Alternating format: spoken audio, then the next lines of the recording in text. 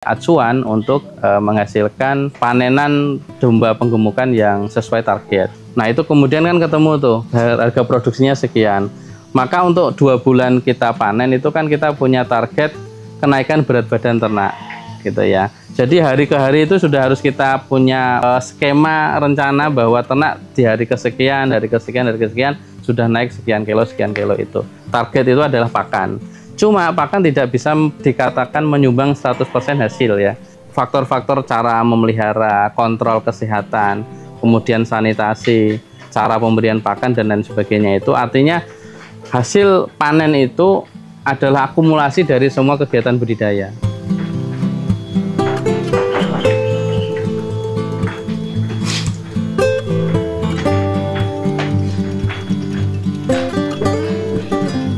Assalamualaikum warahmatullahi wabarakatuh. Perkenalkan, nama saya Ale Ikhwan Jumali, adalah pendiri Ternak Desa Al-Kausar. Usaha ini didirikan pada tanggal 1 Januari 2018 dan beralamat di Jalan Beji Sidoarum, Betokan Tirtoadi, Melati, Sleman, Yogyakarta. Ya, Ternak Desa Al-Kausar didirikan itu pertama kalinya memang melihat potensi pasar yang sangat besar di umat Islam berupa ibadah korban dan juga akikoh. Kita meyakini bahwa ibadah ini yang telah disyariatkan oleh Allah Subhanahu wa Ta'ala tidak akan pernah habis pasarnya. Maka dari situ Ternak Desa Al-Kausar fokus pada kegiatan penyediaan hewan korban dan akikoh.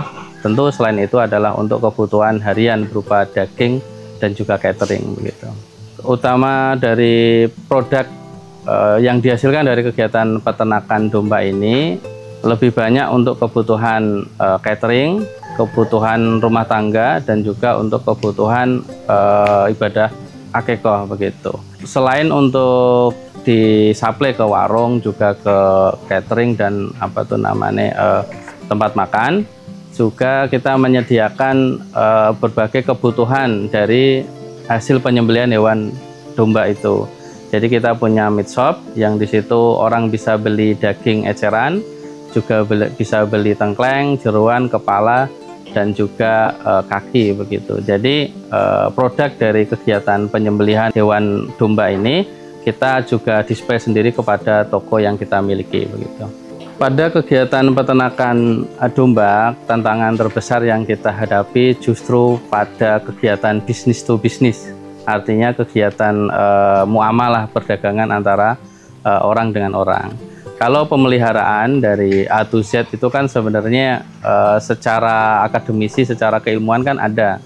Maksudnya pemeliharaan dari A ke Z itu penyakitnya apa, itu kan dia berulang ya. Penyakit ini, obatnya ini, kalau kejadian ini berulang seperti ini, jadi rumusannya, formulasinya itu ada sebenarnya. Itu tentu tantangan yang besar, tapi dia bisa dipelajari begitu.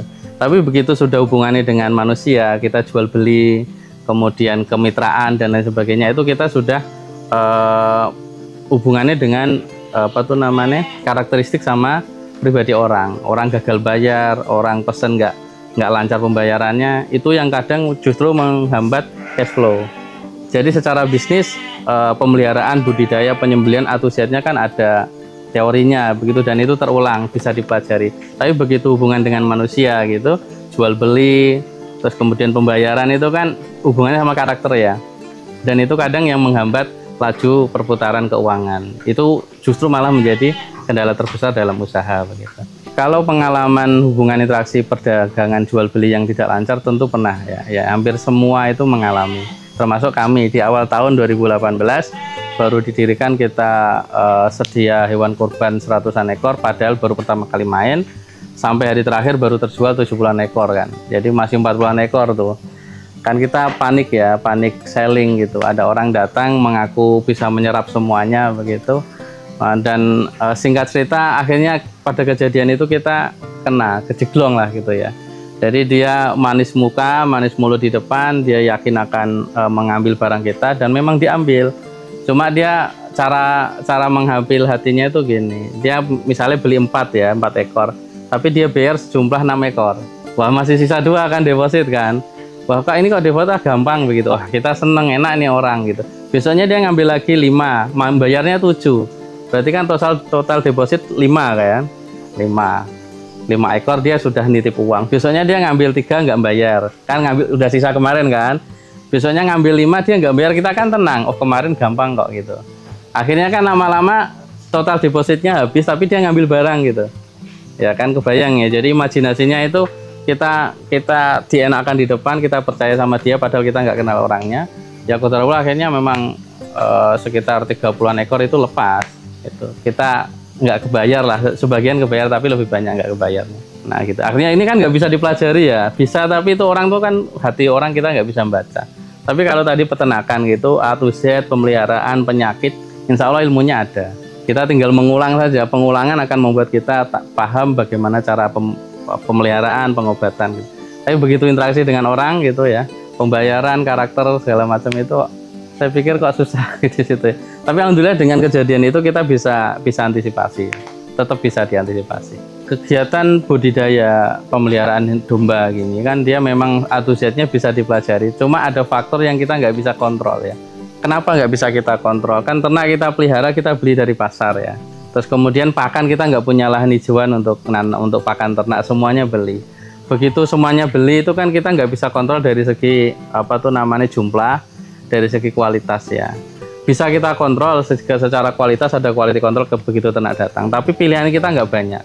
Kadang ternak susah cari, akhirnya apa yang ada kita terima dari pembeli. Dari supplier begitu. Pakan juga seperti itu, begitu pakan harganya mahal ya mau nggak mau harus itu yang kita kasih pakan kan, kita nggak punya hijauan sendiri. Nah akumulasi dari kejadian itu yang nggak kita kontrol itu menyebabkan proses pemeliharaan itu lebih besar biaya produksi dibandingkan harga jual gitu ya. Akhirnya defisitnya di situ, defisitnya. Kalau masalah kematian itu biasanya kalau baru mulai ya, misalnya baru 2-3 tahun beternak itu pasti sering terjadi kematian. Jadi mati 2-3 itu udah terasa banyak gitu ya, karena kesedihannya itu kan beda begitu kalau sudah agak lama sama baru itu beda. Tapi itu menjadi faktor internal yang bisa kita kontrol, kematian, penyakit segala macam kita bisa kontrol tuh.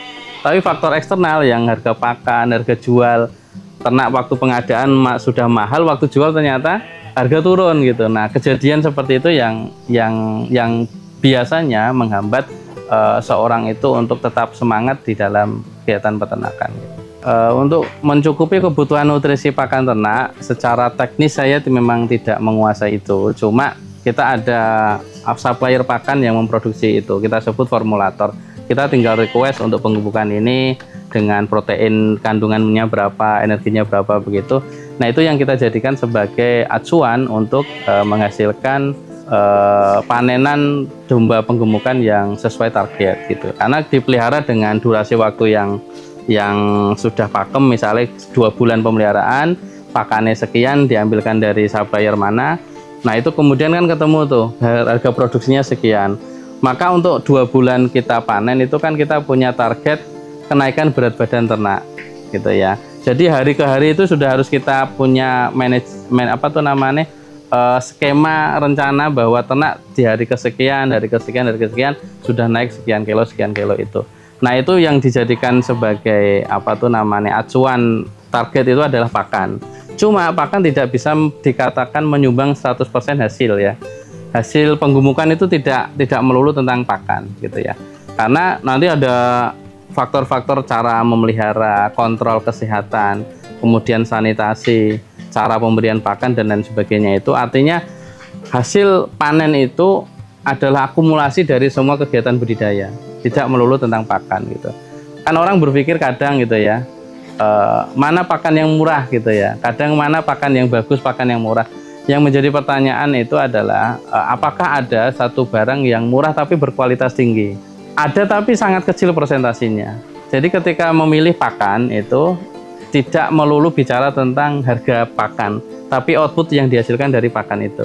Bisa jadi harga pakannya 6.000, tapi kalau kenaikan berat badannya bisa 2 kali atau 1,5 kali lipat dari pakan yang harga 3.000, ya worth it aja artinya gitu kan. Nah itu kadang orang terlalu terjebak pada masalah biaya di depan yang terlihat rupiahnya. Padahal kalau masalah kegiatan budidaya itu kita lihat kan outputnya gitu.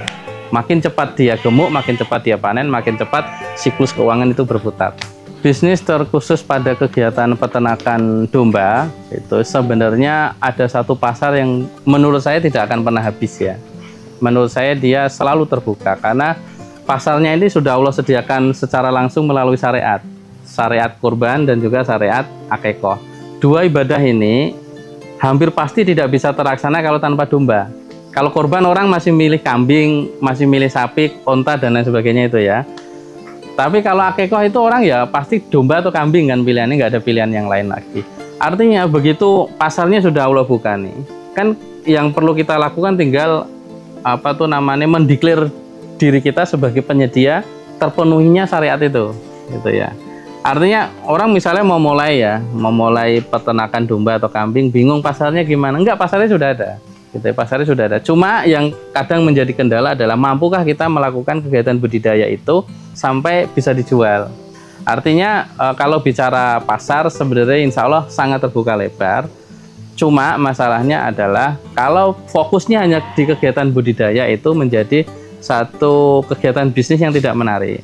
Kenapa? Karena potensi keuntungannya hanya dari satu sumber. Maka dia harus berpikir bagaimana misalnya dia juga penyedia pupuknya gitu ya, pupuk dari kotoran hewan ternak. Dia juga berpikir misalnya dia juga penyedia pakan. Dia menanam hijauan, dijual dan lain sebagainya. Dia penyedia daging seperti kita gitu. Kami di Ternak Desa juga menyediakan daging ecer begitu. Nah, artinya kan ternak dipelihara tapi juga menghasilkan set income yang lain begitu, agar potensi sumber pemasukannya itu bisa bercabang. Bagi teman-teman yang menginginkan produk kami dari Ternak Desa berupa penyedia layanan akikoh, kemudian penyedia hewan kurban, atau kemudian untuk membutuhkan pupuk untuk tanaman hias maupun untuk tanaman pertanian, serta hasil penyembelihan dari hewan domba ini berupa daging, tulang, jeroan, kepala, dan kaki, itu bisa menghubungi kami dengan nomor WA 0899 8721 181. Juga bisa mengunjungi akun media sosial kami di Instagram dan Facebook dengan username @ternakdesa. Sedangkan untuk alamat kami di Jalan Beji Sidoarum, Betoan, Tirto Adi, Melati, Sleman, Yogyakarta. Ya, secara prinsip kegiatan peternakan itu sebenarnya menjanjikan, cuma dia membutuhkan proses jangka waktu yang panjang untuk membangun basis produksi itu. Yang jelas, jika mempunyai passion atau minat keinginan untuk terjun di dunia peternakan, itu jangan setengah-setengah, artinya misalnya nyambi ini nyambi itu begitu, justru kadang malah tidak kepegang. Maka memanfaatkan momentum peluang pasar yang sudah Allah sediakan ini untuk diserap, disediakan sarananya agar orang-orang bisa menjalankan syariatnya dalam memenuhi kebutuhan ibadah korban dan juga akikoh. Prinsipnya kita harus mencoba, dan kegagalan di awal itu terkadang adalah sarana kita untuk menemukan jalan yang lebih baik untuk melanjutkan kegiatan usaha ke depannya.